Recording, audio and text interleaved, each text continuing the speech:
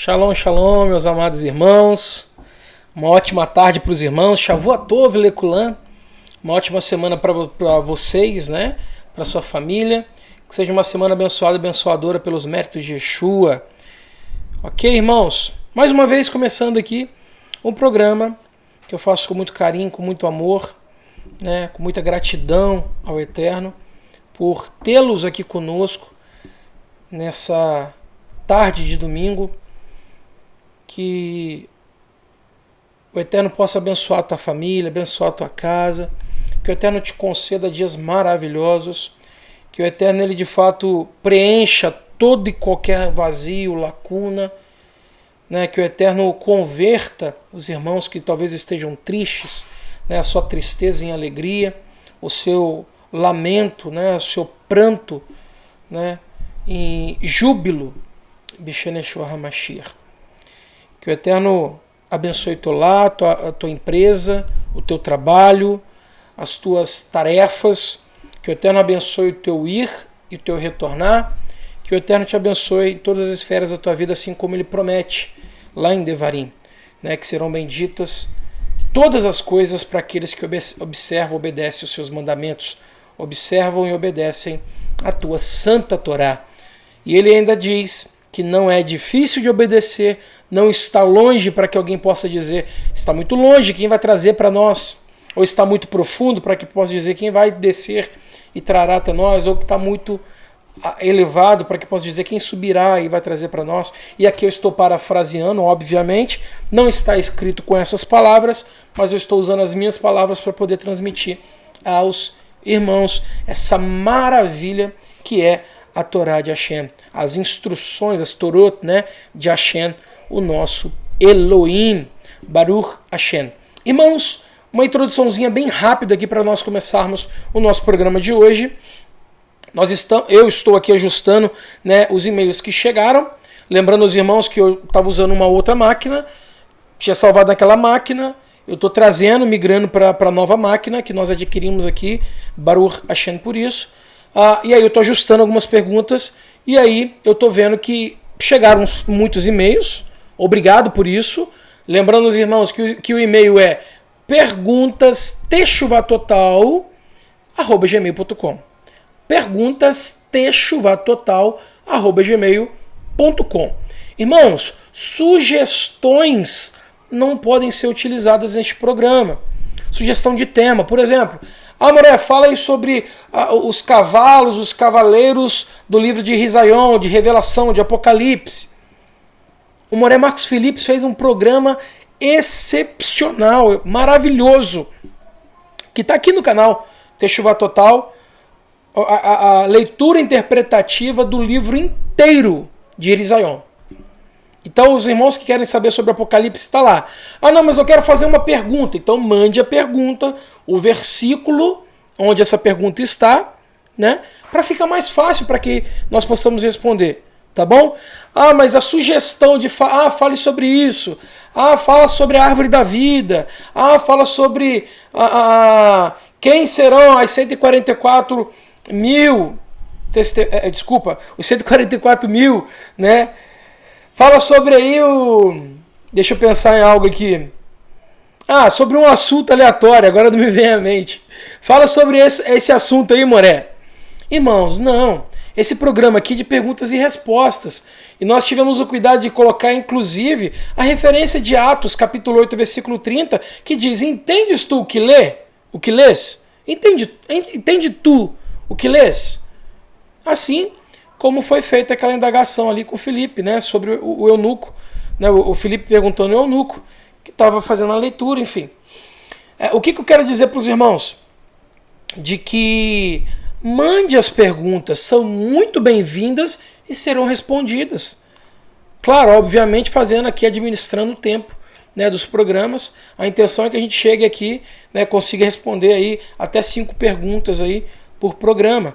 Mas o intuito não é sair respondendo pergunta, esgotei as perguntas, né? E como que eu faço agora? Não. Então, enquanto os irmãos ainda estão se adequando a esse novo programa, né? De participar, de mandar as perguntas, né? A gente vai adequando o programa de acordo com que os irmãos vão compreendendo a proposta. Tá bom, irmãos? Então a proposta é essa. Eu li um texto, ou me falaram de um texto, e eu estou com uma dúvida. Alguns irmãos até mandam as perguntas já tendo conhecimento da resposta, mas fazem dessa forma para poder agregar no programa. Isso é maravilha. Tem irmãos que fazem isso. Ah, não, mas eu já sabia, mas o senhor falou alguma coisa aí que esclareceu aqui e completou já o conhecimento que eu tinha. Baruch Hashem. Ok, irmãos? Então, temos muitos e-mails aqui, mas é de sugestões. Ah, fala sobre o calendário tal. Ah, fala sobre a palavra da religião tal. Ah, fala sobre isso. Irmãos, perguntas ou sugestões sobre religiões, de cara já nós não vamos responder. Porque o Teshuvah Total não trabalha dessa forma. Cada um tem a religião que deseja, que quer, que crê, que acredita, que acha que faz bem para ela. Nós aqui estamos trabalhando com o contexto bíblico, com aquilo que está escrito. Vamos usar uma referência que eu sempre gosto de usar. 1 Coríntios 4:6. Paulo escrevendo aos Coríntios, não se deve ir além do que está escrito. Nós queremos trazer para os irmãos aqui, sempre dentro do contexto hebraico, porque é a proposta do canal, né? A resposta, os programas, os estudos das Parashiot, Haftarot, né? E os programas que temos no canal, dentro do contexto original, dentro do contexto em hebraico. Tá bom? O que nós soubermos, nós vamos responder. O que nós não soubermos, nós não vamos responder. Sempre dando o nosso melhor, pode ter certeza disso. Nós sempre procuramos fazer o nosso melhor. Porque antes de compartilharmos com os irmãos que estão nos assistindo algo, nós estamos apresentando a Hashem. Nós estamos entregando ao Eterno. Baruch Hashem por isso. E que o Eterno tenha misericórdia de nós e aceite a nossa singela oferta, né? Nosso tempo, a nossa dedicação. Sabemos que está muito longe de ser perfeito, né? Mas é com o coração sincero. Podem ter certeza disso. Tá bom, irmãos? Dito isso, eu reitero pedindo. Irmãos, usem e abusem, né, do e-mail para poder compartilhar, para poder interagir conosco. Perguntas techuvatotal@gmail.com, ok? Usem e abusem, tá bom? Mas façam perguntas, tá bom? Façam perguntas, porque aí a gente consegue utilizar e trazer aqui para os irmãos dentro desse programa. Agora, se for sugestões, não dá para trazer para o programa, porque não é essa a proposta do programa, tá bom?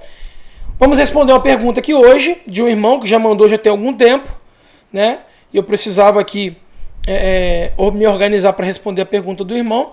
Vamos ver então qual que é a pergunta do irmão. Deixa eu colocar aqui no slide. Deixa eu tirar aqui, a câmera já está tirada, maravilha. Então vamos lá. Vamos procurar responder da melhor maneira possível. Deixa eu ver se está tudo certo aqui. Está tudo certo. Baruch Hashem. O rei Davi compra o campo nas mãos de Onã, o jebuseu. Qual o sentido daquele valor e as palavras que são correspondentes? Como foi a compra do campo de Marpelá por 400 e etc. O autor é o Gerson, ele não trouxe para a gente, né, de qual cidade ele é, de qual país, de qual cidade, estado, né, e país também, né, que ele é. Ele apenas mandou o nome, a gente respeita, ninguém tem obrigação de mandar a sua localização. Os irmãos vão ver que a pergunta dele está misturando, às vezes está misturando uma coisa e outra, que eu já vou falar daqui a pouquinho. E aí, para poder responder essa pergunta, eu preciso voltar, né, e falar sobre... Ele está falando de Davi, mas eu preciso voltar e falar aqui de Avraham, ok? E aí esse é o questionamento do irmão. Nós vamos ver aqui agora, de acordo com os textos. Deixa eu colocar meu roxinho aqui. Pronto. Tentar responder da melhor maneira possível. Ok? Deixa eu tirar essa marcação aqui. Pegar o nosso apontador laser. Os irmãos que não lembram, né? Estava até marcado aqui, né? Hayé Sará é a porção da Torá que a gente encontra esse texto aqui de Bereshit, capítulo 23, versículo 1. Tá bom, gente? Vamos lá então para a gente poder tentar responder a pergunta do nosso amado irmão Gerson. E Gerson, muito obrigado pela pergunta. E aos irmãos que nos assistem, fiquem à vontade para mandar suas perguntas. Vamos lá. Vaihu Hayesara Mea Shana Vezrin Shana Vesheva Shanim Shnei Haye Sará. E assim viveu Sara 127 anos, segundo 2 viveu Sara. Não vou entrar aqui, gente, no aspecto de falar sobre detalhe por deste texto. O que eu estou fazendo aqui é só utilizar ele como um contexto para o midrash que nós vamos realizar aqui, tá bom? Os irmãos que quiserem uma abordagem mais detalhada sobre a porção Haye Sará, é só ir no canal Teshuvah Total e pesquisar pela porção Haye Sará, tá bom? Que vai estar falando sobre esse texto, uma abordagem mais profunda. O que eu quero fazer aqui, utilizando esses textos, é responder a pergunta do nosso amado irmão Gerson. Tá bom, pessoal? Continuamos então no verso 2, Bereshit, capítulo 23. Vatamat Sará Bekiriat Arba Hi Hebron Be'eretz Kenaan Vayavô Avraham Lispod Lesará Ve Livkotá. E morreu Sara em Kiriat Arba, vilarejo número 4. Kiriat Arba, vilarejo número 4. Ela é Hebron, na terra de Canaã.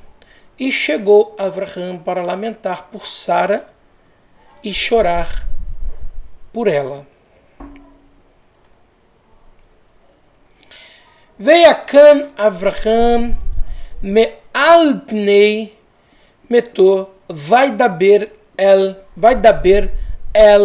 bnei het lemor. E se levantou Avraham de sobre a face da sua morta e falou aos filhos de Het, dizendo: estrangeiro, deixa eu colocar todos os textos aqui, pronto. Estrangeiro e morador temporário eu sou entre vocês. Permitam-me adquirir uma sepultura entre vocês para eu poder sepultar minha mulher morta. E responderam os filhos de Het a Avraham, dizendo: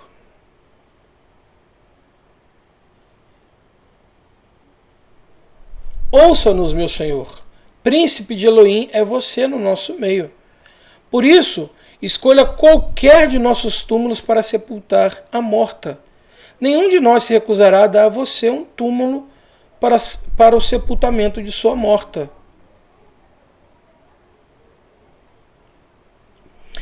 E se levantou Avraham e prostrou-se ao povo da terra, aos filhos de Het.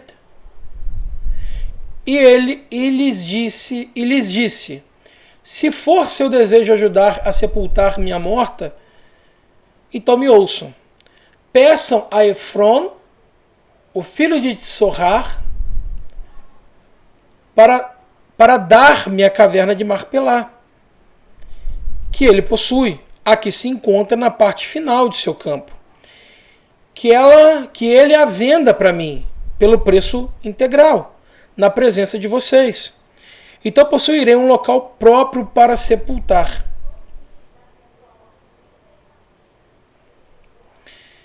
E Efron estava sentado entre os filhos de Het, e deu Efron. Eu falei, né, irmãos, que eu não vou aqui me aprofundar no texto em si, porque nós já temos a Parashá, né, que vai falar, a Parashá Haye Sará, que vai falar exatamente, né, sobre a profundidade desse texto, né, da explicação, do contexto e tudo. A intenção é trazer aqui informação, tudo bem, mas os irmãos, é importante saber, né, sobre essa questão, da caverna de Marpelá, porque nós estamos falando de Marpelá. Nós estamos falando de Ramarpelá, né? Aqui no caso seria Meriat Marpelá, né? A caverna de Marpelá. O lugar que o irmão quer saber é exatamente sobre Marpelá. Tudo bem. E aqui nós precisamos entender que Avraham está adquirindo um local. E o local é onde? Em Marpelá. Ele está querendo esse local em Marpelá para quê? Para poder enterrar a sua amada Sara, a sua esposa Sara. E em específico, ele quer o Mearat, a caverna. Ele quer o local, por um motivo específico, né?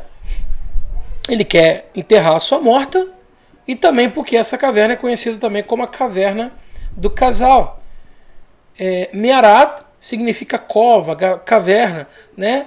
O Ra é um artigo definido, esse Hzinho aqui, né, que é um artigo definido. E nós temos o Marpelá, né? Marpelá, entre algumas traduções, também significa, indica os dois, né? Casal, dupla, né? No caso, o casal dos dois, do casal, tá bom? Marpelá. Então ele está falando da casal. E qual é o casal que foi enterrado aqui? Adam ve Havá. Quer uma informação mais aprofundada sobre isso? Assista a Parashá Hayé Sará. Tá bom? E com relação a esse desfecho todo, nós também vamos encontrar na Parashá, mas está falando aqui sobre Avraham, discutindo, negociando, né, sobre essa questão do campo, do lugar. E no campo, obviamente, está ali a caverna do casal, que nós vamos ver aí o motivo. E Efron estava sentado entre os filhos de Het, e deu Efron, o Hiti, a Avraham sua resposta na presença dos filhos de Het, que pertenciam ao conselho da cidade. Isso está sendo feito, irmãos, entre Avraham, né, e Efron, diante dos filhos de Het, porque eles pertenciam ao conselho da cidade, porque ele deveria ter 2 ou mais testemunhas. Ora, por que Avraham está fazendo isso? Aí nós vamos encontrar algumas pessoas dizendo, né, não, isso tem algo parecido com isso aí, dito na lei de Moisés, como é dito por algumas pessoas que não observam a Torá, né, e que militam contra a Torá. Isso aí tem algo parecido com o que está na lei de Moisés. Quando ia apedrejar alguém, tinha que ter 2 ou mais testemunhas. Quando pegava alguém em adultério, quando pegava alguém roubando, quando pegava alguém, ou quando uma pessoa era morta, tinha que ter 2 ou mais testemunhas para que ela pudesse ser julgada e tal. Irmãos, isso não é novo. Ok? Nós estamos vendo aqui no texto Avraham seguindo um princípio descrito na Torá. Ele está trazendo o povo que pertencia ao conselho da cidade, que são mais de 2 pessoas, para presenciar um acordo, um contrato de compra e venda. E diga-se de passagem, o primeiro registrado, o registro de contrato de compra e venda mais antigo já registrado. Nós estamos vendo aqui no texto da Torá. Nós temos um registro de compra e venda registrado aqui na Torá, o registro arqueológico mais antigo de compra e venda da história da humanidade. Tá bom? Seguindo aqui. Não, meu senhor, ouça-me. Eu dou a você o campo com a caverna. Dou a você. Na presença do meu povo, eu o dou a você. Aqui então Efron está dizendo para ele, olha, não precisa comprar não. Não precisa se preocupar em comprar. Eu vou te dar. Só que aí a gente vai ler alguns estudiosos, né, explicando um pouco sobre isso. Algumas pessoas que estudaram mais profundamente sobre a cultura dos hititas, por exemplo, ou os Hitii, né, falando que isso era um costume. A pessoa pedia para comprar e falava, não, é um costume cultural. Não, eu te dou ele. Então fazia parte desse jogo verbal, né, para se negociar algo. Não, eu te dou, né, fica à vontade. Vamos continuar lendo que os irmãos vão entender. Abraão curvou-se diante do povo da terra e disse a Efron, deixa eu ler pelo negócio, porque senão eu vou me perder, tá ruim a visão. E disse a Efron para todos ouvirem: por favor, seja bondoso comigo e ouça-me. Eu pagarei o preço do campo. Aceite-o de mim e sepultarei minha morta ali. Isso. Sepultarei minha morta ali. Deixa eu colocar os textos, pronto. Efron, porém, respondeu a Avraham, né? Veio a Efron et Avraham lemor lo.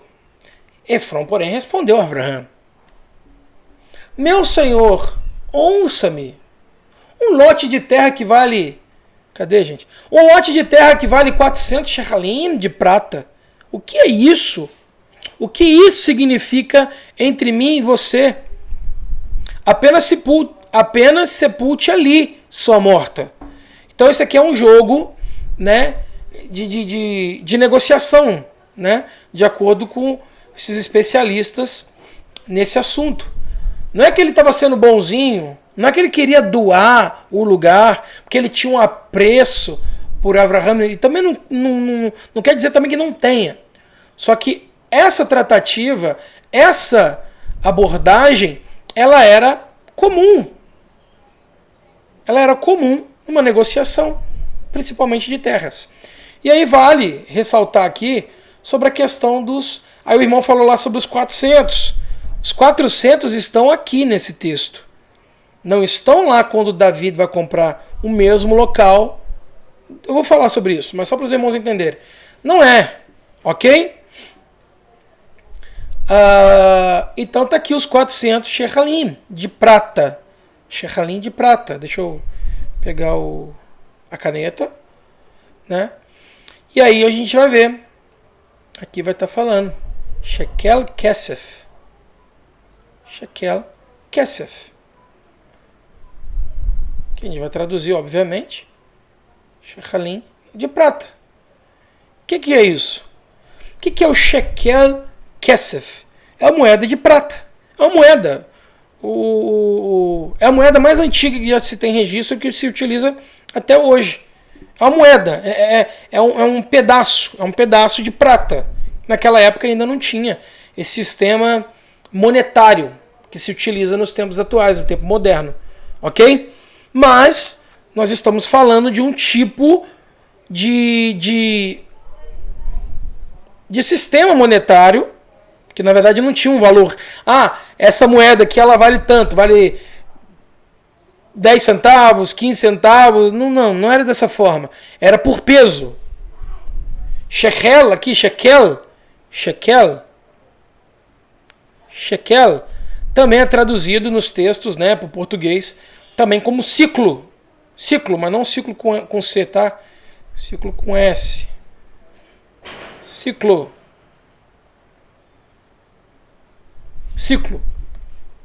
E como que se mede esse ciclo?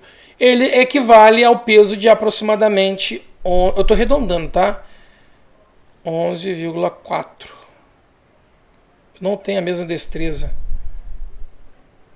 que os outros morim para poder escrever com o mouse, mas eu faço o meu melhor. 11,4 gramas cada ciclo. Tá bom? E aí, nós podemos dizer que esses 400 shechalim de prata, eles vão equivaler a algo em torno de 4 quilos 560 gramas. Tá bom? Então, 4,56 quilogramas. Que vai equivaler... de quê? De prata. De prata. Nossa, que luta para escrever, hein?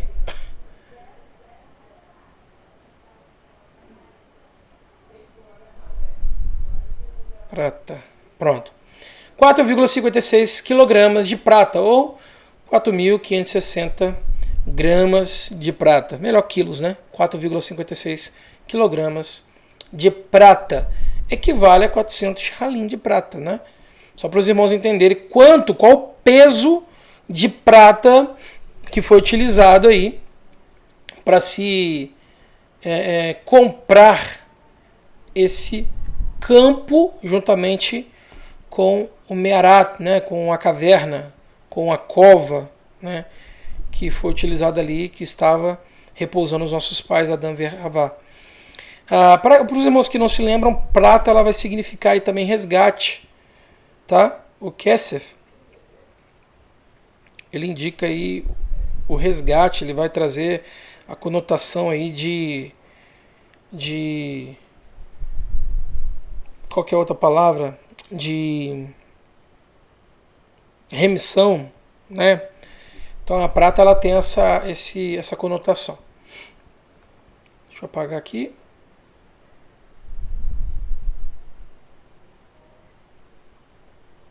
Nossa, até para apagar eu tô com problema. Sou ruim até para apagar. Pronto, apaguei. Então vamos lá, pessoal. Avraham entendeu o que Efron disse. Por isso ele pesou para Efron a quantia de dinheiro especificada, até aqui, especificada na presença dos filhos de Het, 400 shekalim de prata corrente entre os mercadores, 4,56 quilogramas. Assim o campo de Efron e Marpelá,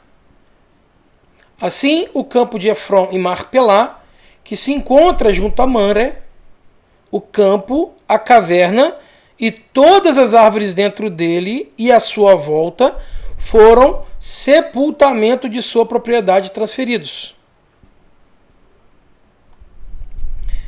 para Avraham como propriedade na presença dos filhos de Het que pertenciam ao conselho da cidade. Mais uma vez, o texto da Torá fazendo questão de dizer que os filhos de Het pertenciam ao conselho da cidade. Ou seja, não eram testemunhas quaisquer, eram pessoas que naquele lugar tinham a sua notoriedade, tinham o seu respeito, tinham a sua responsabilidade. Então Avraham não fez nada escondido ou diante de pessoas que não teriam moral ou tivessem o respeito da sociedade para poder confirmar o que foi feito. Né? Então o texto faz questão de mencionar isso algumas vezes. Então Avraham sepultou Sara, sua mulher, na caverna do campo de Marpelá, junto a Mamre, local também conhecido por Hebron, na terra de Canaã. O campo e a caverna foram comprados por Avraham dos filhos de Het, como um local para sepultamento de sua propriedade. Lembrando, irmãos, que ele comprou de Efron, tá? Ok? Ele comprou de Efron. Ok? Efron também era um hitita? Sim. Efron também era um hitita. Era também descendente de Het. Ok? E aqui, ó, eu coloquei uma imagem. Isso aqui é uma xilogravura. Isso aqui é uma xilogravura, que é uma técnica, né, de fazer gravuras em relevo sobre madeira. E aí eu pesquisei a imagem e aí eu encontrei essa imagem que eu achei bem interessante. Né, a gente vê aqui, ó, alguém, parece que é Avram, né, que aqui os rapazes estão enterrando a morta. Gente, isso aqui é só uma imagem. Antes de eu continuar comentando, só para os irmãos saberem, né? Essa imagem, essa xilogravura, ela foi feita pelo francês Gustave Doré. Eu não sei se é assim que pronuncia, tá? Ela foi feita por Gustave Doré, nascido em Estrasburgo em 1832 e morreu em Paris em 1883. Quem foi esse Gustave Doré? Ele foi um pintor, desenhista e ilustrador de livros, né? O ilustrador de livros mais bem sucedido do século XIX. Então, aqui nessa xilogravura, xilografia, pronto. Nessa xilografia, ele descreve, né, o enterro de Sara na caverna de Marpelá, obviamente, de acordo com a sua perspectiva. Ah, ele fez aqui exatamente como o texto bíblico está dizendo. Não, na perspectiva dele. Ele fez a leitura, ele fez os estudos dele, e ele entendeu que foi mais ou menos dessa forma que aconteceu. Mas eu achei interessante, né, aqui, ó, Abraham, né, olhando e pensando e lembrando, talvez, né, dos momentos maravilhosos que viveu com Sara, a história que eles tiveram, né, o filho, todo o passo até isso, porque é muito tempo para viver junto. É muito tempo. Às vezes nós ficamos com uma pessoa 10, igual no meu caso, só que eu vou fazer 17 anos de casado, e você fala, uau, quanto tempo que nós temos juntos, né? E aí você conhece histórias de pessoas que, igual teve um casal de amigos, né? Que completou agora 40 anos, se não me falha a memória. 40 ou 50? 40, eu acredito. 40? Agora eu fiquei em dúvida se é 40 ou 50. De qualquer maneira, 40 anos é muito tempo juntos. Os meus pais têm 41 anos juntos, né? Entre morar juntos e estarem casados, né? Casados que eu digo dentro daquilo que a lei dos homens diz, né? Assinado, papelzinho bonitinho, registrado em cartório e tal. Entre o morar junto e o casamento no cartório, eles têm 41 anos juntos. Então é muito tempo, muito tempo. Mas aí nós vemos aqui Abraham, né, que viveu com Sara, Baruch Hashem por isso, mais de 100 anos. Mais de 100 anos? Agora me surgiu uma dúvida. Mas enfim, algo em torno de 100 anos, para não ficar estranho aqui eu deixar uma lacuna. Mais de 80 anos, vamos colocar com 80 anos que eles viveram juntos. Né? É um bom tempo, é um bom tempo. A maioria de nós não vai nem chegar a 80 anos. Então é interessante, né?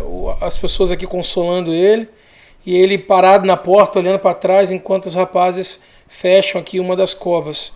Né? Então eu achei bem interessante essa imagem.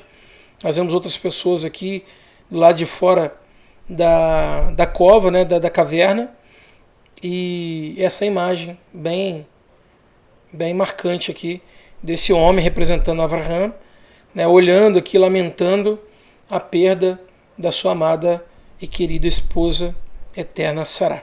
Baruch Hashem. E aí, irmãos, nós vamos agora avançar para a segunda Shemuel, capítulo 24, a partir do versículo 17. Nós vimos ali em Bereshit, falando, né, que Abraham comprou o campo de Marpelá e tudo aquilo que estava na proximidade, inclusive a caverna do casal. E ele comprou pelo valor de 400 shechalim de kesef, de prata. Então, essa pergunta do irmão sobre os 400, né, que ele não falou, ele só falou sobre 400 e tal, podia ter colocado ciclos, poderia ter colocado kesef, poderia ter colocado shekel, shechalim, não importa. Só que essa medida de 400 nós encontramos no texto em Bereshit, quando Abraham compra essa propriedade. E detalhe, essa propriedade ele não vendeu ela. Ele não vendeu essa propriedade. Nós não temos registro de que ele vendeu essa propriedade. Propriedade, de acordo com esse registro arqueológico que nós temos, que é a nossa Santa Torá, a Santa Torá de Hashem que nós utilizamos, nós somos agraciados por ela, está constando um contrato de compra e venda diante dos filhos de rei que eram, né, os representantes ali da cidade, né, os conselheiros que eram a autoridade ali, né, daquela cidade. E aí nós entramos agora em 2 Shemuel, capítulo 24 e 17, que aí sim vai falar sobre David Hameler. Ok? Então vamos lá, irmãos. E disse David ao Eterno, quando viu o anjo que feria o povo, e disse, eis que eu pequei, e eu... Só um minutinho, gente, desculpa. Perdão. Eis que eu pequei, e eu que cometi iniquidade. Porém, essas ovelhas que fizeram? Eu oro, deixe tua mão contra mim e contra a casa de meu pai. Eu costumo pegar os textos e fazer e readaptar a tradução, tá, irmãos? Então, você vai ver diferente, porque foi eu que fiz, tá? Só para os irmãos, tá diferente, que versão é essa, né? Se a versão é NVI, não, isso aqui fui eu que fiz uma readaptação no texto, fazendo a leitura do hebraico. Então vamos lá. Só lembrando aqui os irmãos o contexto do que está acontecendo aqui. O livro de 2 Samuel, aqui, capítulo 24, vai falar sobre o censeamento, né, a contagem. Né? O rei Davi ordenou que fosse feito uma contagem, um censo, sem a ordem, sem a direção do Eterno. Ele queria saber quantos homens de guerra ele tinha. Ele queria saber quantos jovens também já dispostos para a guerra, quantos idosos, né, quantas pessoas já de idade que estavam dispostos para a guerra, para que ele pudesse contar o seu exército, o povo que estava à disposição dele. E aí o Eterno não se agradou disso. O Eterno não se agrada de dividir sua glória com ninguém. Opa, eu estou vencendo, eu estou me dando bem, eu estou, né, destruindo aqui os inimigos, porque olha a quantidade de homens que eu tenho. Olha a quantidade de guerreiros que eu tenho. Né? Então o Eterno nunca gostou disso. O Eterno nunca gostou disso. O Eterno escolhe poucos para fazer grandes obras. Sempre foi assim. A gente não vai encontrar aqui nas Escrituras o Eterno escolhendo uma multidão de pessoas para poder ganhar algo. Não, muito pelo contrário. Ele vai passando a peneira e colocando poucos, mas poucos fiéis. Poucos, mas poucos fiéis. Poucos justos. Poucos que dariam sua vida por Hashem. Poucos que dariam sua vida pela aplicação da Torá, pela justiça. E aí, Davi, ele cometeu uma transgressão e ele confessa. Né? Quando ele viu que o malar do Eterno estava ali, ele ficou apavorado. Porque esse malar ele estava ferindo o povo de maneira completa. Et hamalar.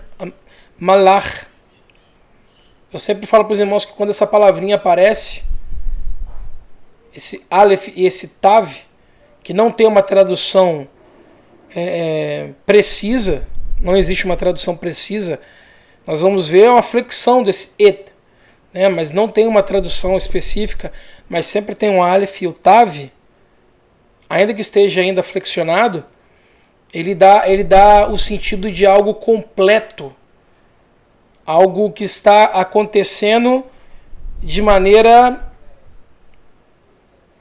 digamos assim, existe um propósito para algo acontecer.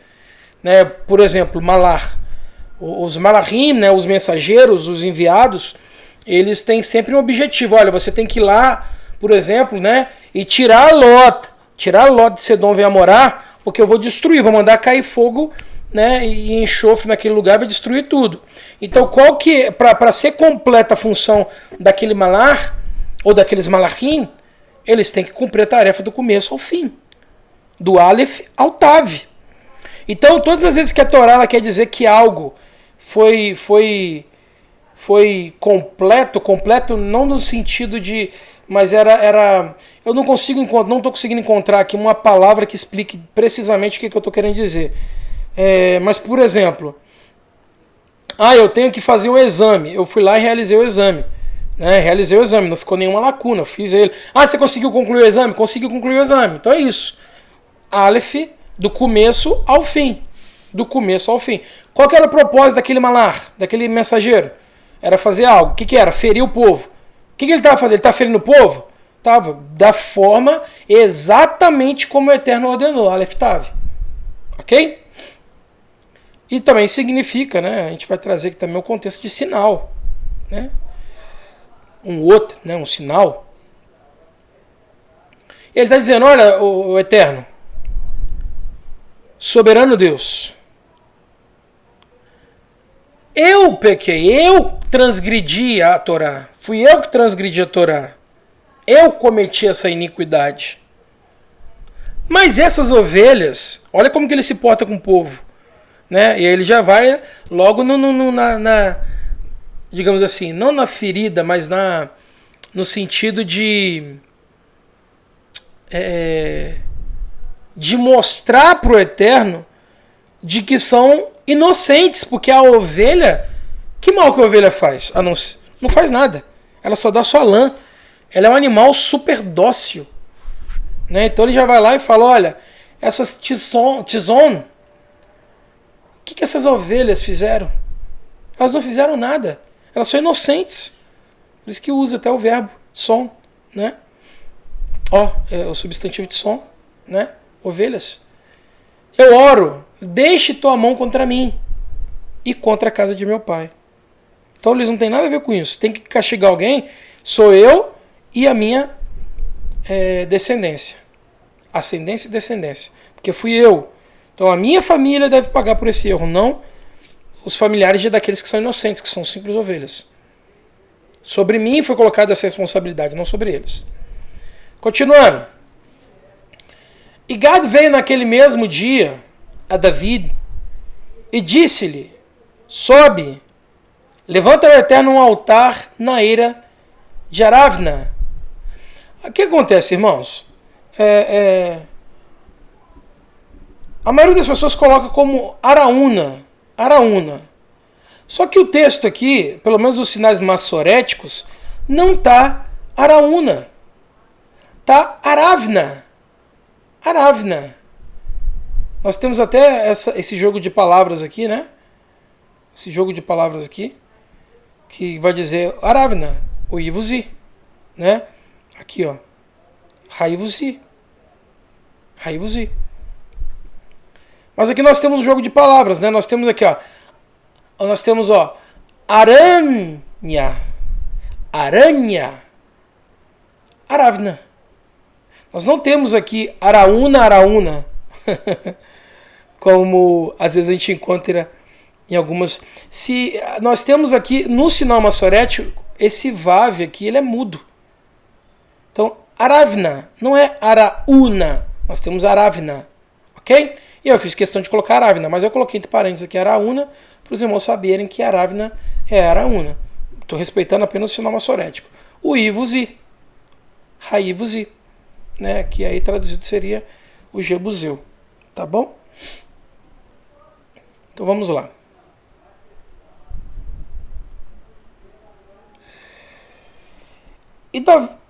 David subiu conforme a palavra de Gad, né? Vai a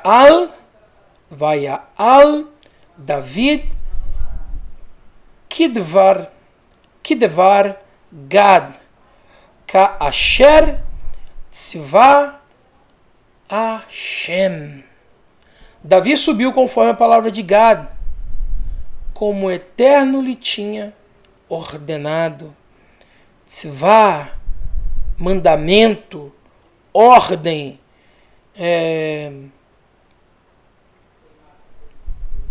mandamento, ordem, direção, né? Uma instrução,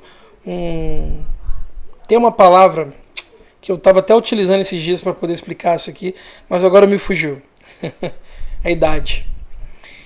E olhou Araúna, e viu que vinham para ele o rei e os seus servos. Saiu, pois, Aravna e inclinou-se diante do rei com o rosto em terra.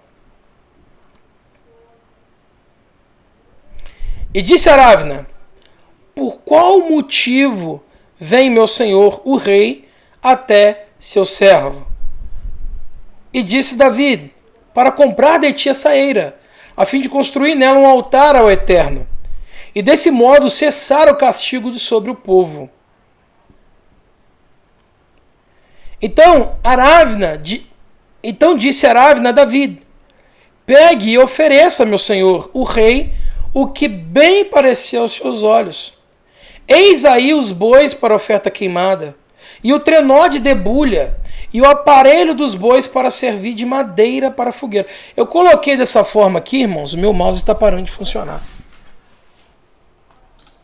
Deixa eu ver se eu consigo resolver aqui, irmãos. Talvez esteja acabando a bateria dele.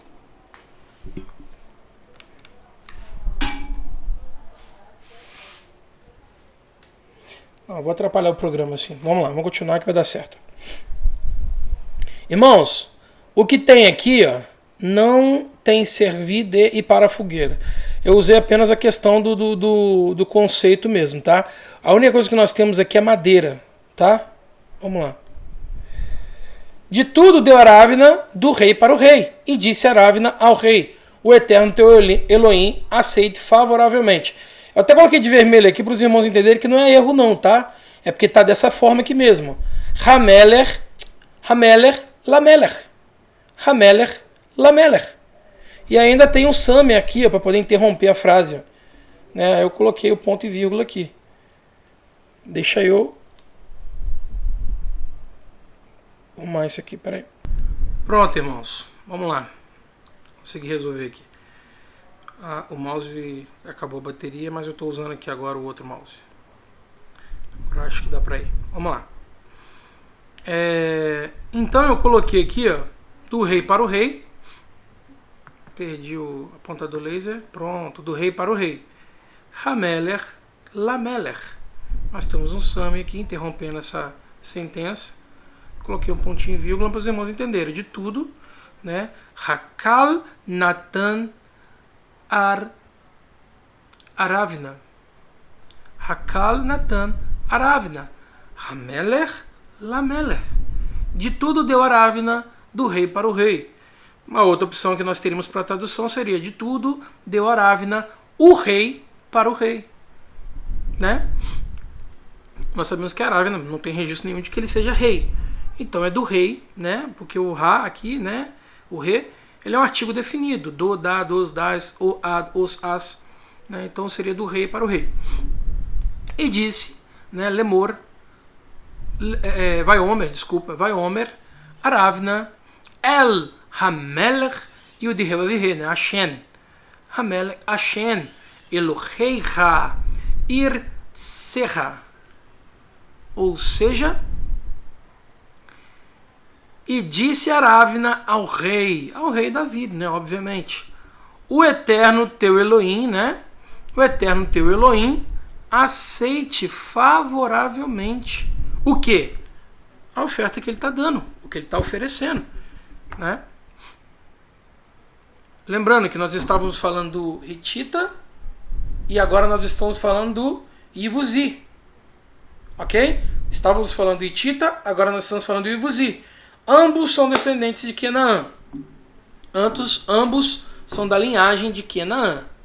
Ok? Mas o Hitita é de um pai, né? E os Jebuseus, né? Os Jebuzim, são de outro. Ok? E disse o rei para Aravna: não sem que haja um preço. Por um preço definido lhe comprarei, e não oferecerei ao eterno meu Elohim oferta queimada sem custo. E comprou Davi a eira e os bois por 50 shechalim de prata. Eu coloquei moedas aqui justamente por causa daquela explicação que eu dei lá no livro de Bereshit, tá bom? Sobre a questão do shechalim. E aqui realmente está escrito, deixa eu pegar aqui a caneta, e aqui realmente está escrito, se não me falha a memória, deixa eu ver aqui, cadê? Tá ruim até para achar. A vista está uma benção.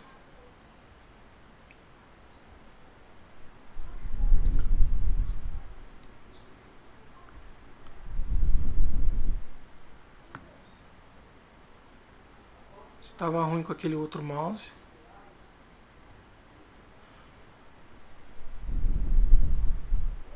Pronto. Shechalim. Ok? Essa palavrinha aqui, ó.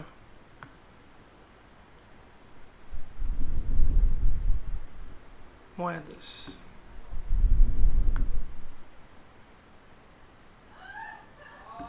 Bekesef, né?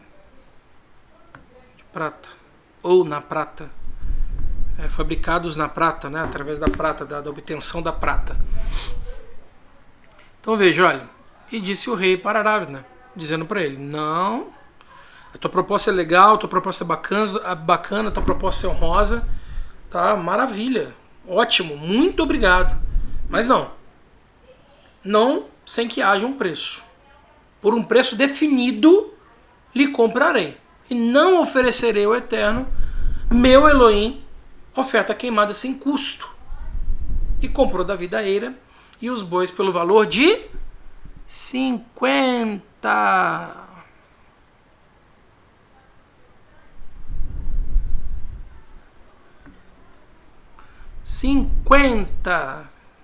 Ok?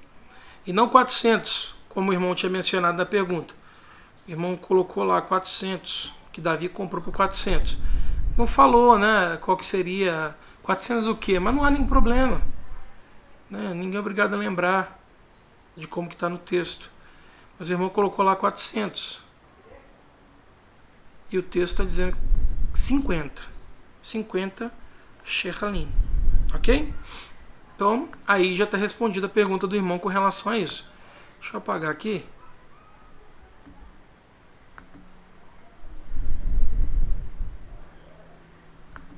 Pronto. E lá, construiu, eu coloquei mais uma vez aqui na indicação para poder mostrar o contexto do que nós estamos falando, ok, pessoal? Vai ven, Sham David, e lá construiu David. A eira está subentendido. Aí eu coloquei a eira aqui, na eira aqui, para poder dar contexto ao versículo.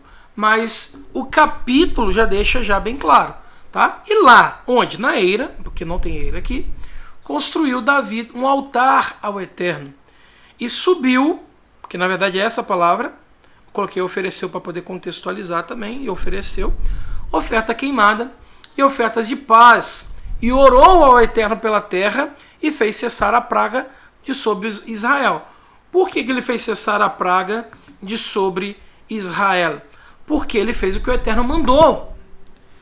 Shmuel mesmo falou para Shaul Hashaliah de que Shaul Hashaliah não, Shaul Hamelech. Shaul Hamelech, não Shaliah. Shaliah é o enviado de Yeshua, né? Hamelech, me perdoe. Shmuel mesmo falou para Shaul Hamelech, né, o rei, o interino, de que era melhor obedecer do que oferecer ofertas de sacrifício. Davi soube, reconheceu o erro que cometeu, reconheceu o erro, a falha, dispôs o coração dele imediatamente para poder sanar as pragas que estavam vindo de sobre Israel, dizendo inclusive para o Eterno: olha, Eterno, quem errou fui eu, quem falhou fui eu. Se é para alguém pagar por algo, sou eu e minha família. As suas ovelhas, sono, elas não têm nada a ver com isso. Elas não têm culpa do que aconteceu. Porque fui eu que mandei fazer o censo. Foi um desejo do meu coração. Davi tinha que controlar esses impulsos dele, né? Tinha muitos impulsos. Foi um homem extraordinário. Mas teve muitos impulsos voltados para a sua Yetzer Hará, para a inclinação da sua a inclinação do mal que está na nossa carne, né? Então, ele se arrepende. O coração de Davi, o leve de Davi, né? O coração de Davi é algo extraordinário, né? Ele não tinha nenhum problema para reconhecer o seu erro diante do povo, diante dos seus súditos, diante dos plebeus, né? Não tinha problema nenhum. Então, só para não fugir da pergunta do irmão, 400 shechalim, quem comprou foi Avraham. A Torá vai registrar que foi Avraham que comprou por 400 shechalim o campo de Marpelá. Tá bom? Agora, quem comprou por 50 shechalim foi Davi. Estou só passando para ver se eu acho aqui um verso interessante. Deixa eu ver se eu coloquei ele. Não lembro de onde eu comecei. Não coloquei não.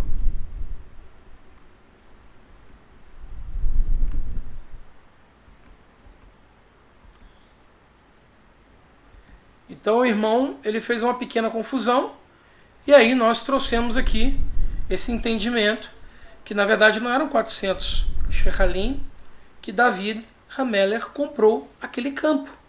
Na verdade quem comprou por 400 foi Avraham, Avinu, nosso pai Avraham. E por 50 também de Kesef, prata também os dois foram prata. Quem comprou por 50 foi David Hameler, a eira de Aravna, conhecido também como Araúna. O Ivuzi. Então nós temos, olha, Aravna, o Ivuzi, que também é conhecido como Onã, tá? Lá no livro de Crônicas vai chamar ele de Onã, se não me falha a memória. É porque eu lembrei que agora que o irmão colocou ali Onã. Se não me falha a memória, no livro de Crônicas vai chamar ele de Onã. Né? O mesmo Aravna, Araúna. Tá? Então nós temos, olha, na questão de David Hameler, nós temos o Ivuzi, que é Aravna, e que comprou por 50 shechalim o campo de Marpelá, a eira de Aravna, ok? Para poder levantar um altar, tá bom? Na questão de Avraham Avinu, Avraham nosso pai, nós temos então que ele conversou com o Hiti. Quem é o Hiti? Efron. E ele compra o campo de Marpelá junto com Mearat,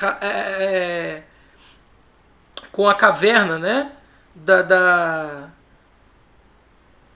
do casal.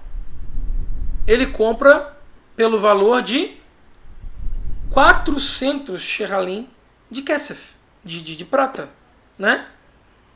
Então, veja só, são duas informações distintas, tempos diferentes, por dois homens extraordinários, Avraham e David e Avraham. Os valores são diferentes, os homens são diferentes, a sua prole é diferente, tá bom? Então, só para deixar claro aí, responder a pergunta do irmão que fez esse questionamento. E aqui nós encerramos o programa de hoje, né, com a pergunta do nosso amado irmão Gerson. Tá bom, pessoal? Então que o Eterno abençoe vocês. Tenham uma semana abençoada e abençoadora, como eu disse aqui no início do programa. Eu oro para que o Eterno ele visite os corações nessa semana, que seja uma semana de boas novas, de boas novidades, de notícias maravilhosas, extraordinárias, né? Que nós, o estudo da Parashiot, que nós vamos concluir no próximo Shabbat, né? Que o Eterno possa falar ao nosso coração, que a gente possa ser cheio da presença de Hashem, que o Eterno possa nos dar força a cada novo dia para poder viver obedecendo a Santa Torá e compartilhando com aqueles que se achegam, com aqueles que se aproximam, né, das palavras que trazem vida, da verdade que é a Santa Torá. E isso nos aproxima também de Yeshua, que Yeshua, o conhecimento de Yeshua nos aproxime, né, a cada novo dia da Santa Torá, não apenas no conhecer, mas no botar em prática, em colocar em prática o conhecimento que nós temos adquirido. Lembrando aos irmãos que todo domingo, deixa eu tirar aqui minha câmera, sempre esqueço, hoje eu lembrei. Pronto! Que sempre aos domingos às 17 horas nós temos aqui o programa Entendes Tu, o que lês, comigo, esse servo que vos fala. Então nós também temos aos domingos, às 19h30, o nosso amado Moré, Marcos Aurélio, examinando os profetas, né, que é um programa sobre as Haftarot. Nós temos com o nosso amado irmão e Moré, Márcio Alencar, às segundas-feiras, às 19 horas, esse programa maravilhoso que é a arte escrita. Nós temos também com o nosso amado Moré, Marcos Felipe, às terças-feiras, um momento do hebraico às 19h30 também. Às quartas-feiras nós temos esse ensino extraordinário de Atos dos Emissários com o nosso amado Moré Raimson Correia, também às 19h30. Às quintas-feiras, com o nosso querido menino, né, Moré Renato de Prínsio, às 19h30, o pedacinho da Torá, né, o Moré Renato de Prínsio, é o Moré que eu fico aqui, né, dando trabalho para ele, né, Moré? Fico dando trabalho para o senhor aí, né, para poder me ajudar aqui com o programa. É sempre meu ponto de escape aí, o Moré Renato de Prínsio. Eu tenho uma dívida grande com ele, eu espero pagar em breve. Nós temos o estudo das Parashiot, né? Começa no Shabbat, no Kabbalat Shabbat, né? Ali no momento que nós fazemos o Kiddush, na abertura do Shabbat às 18 horas, às sextas-feiras, obviamente. Já no Shabbat, nós temos o Shaharit Shabbat, às 10 horas, e nós temos o Arvit Shabbat às 16 horas. O Shaharit Shabbat é o primeiro momento, né? A primeira oração do dia. O Arvit Shabbat seria a última, né? O encerramento, o último momento ali do Shabbat, que é exatamente o nosso estudo que acontece às 16 horas. E aí, para aqueles que não estão ainda no grupo do Telegram, basta os irmãos aí escanearem o nosso QR Code e entrarem para o nosso grupo do Telegram, onde nós compartilhamos ali os materiais, as informações, e ali nós interagimos de uma maneira mais direta, né? A oportunidade que nós temos de interagir de maneira mais direta é no grupo do Telegram. Ok, pessoal? Mais uma vez, um forte abraço, beijo no coração de vocês, agradeço a vocês por estarem comigo até agora, que o Eterno vos abençoe em nome de Yeshua. Forte abraço e até a semana que vem, e Mitzvah Hashem, se o Eterno assim permitir, Bisheneshor HaMashiach, pelos méritos de Yeshua, nosso Messias. Até logo.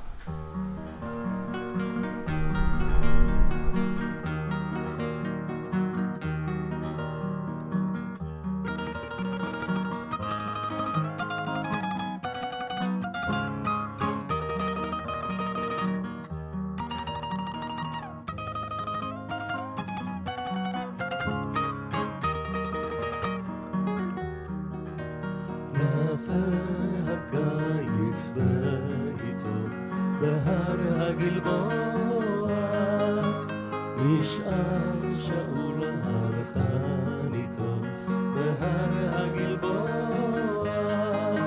רק נהר גרימו רק נהר מבני עמלק יבש וחם יבש וחם הקיץ והאמת האדמה צבעה פחם הקיץ והאמת אולי היה שרב אולי זו הייתה שעת שקיעה אולי שקיעת זהב כמו היום באותה שעה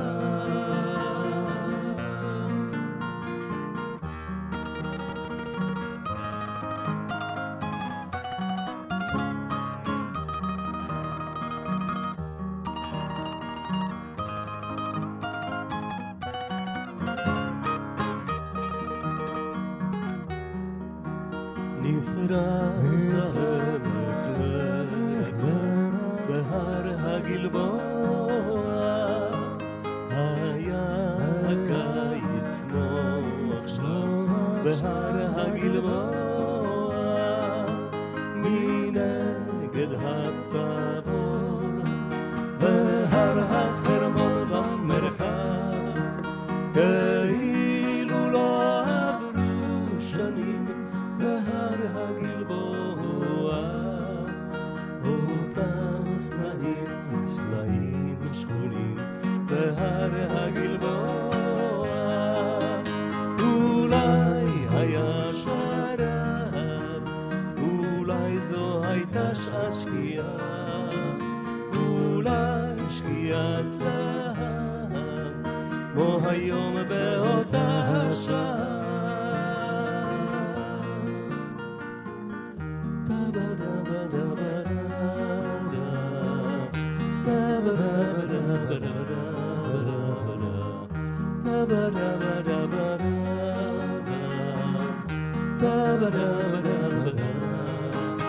אולי היה שרב אולי זו הייתה שעת שקיעה אולי שקיעת זהב כמו היום באותה שעה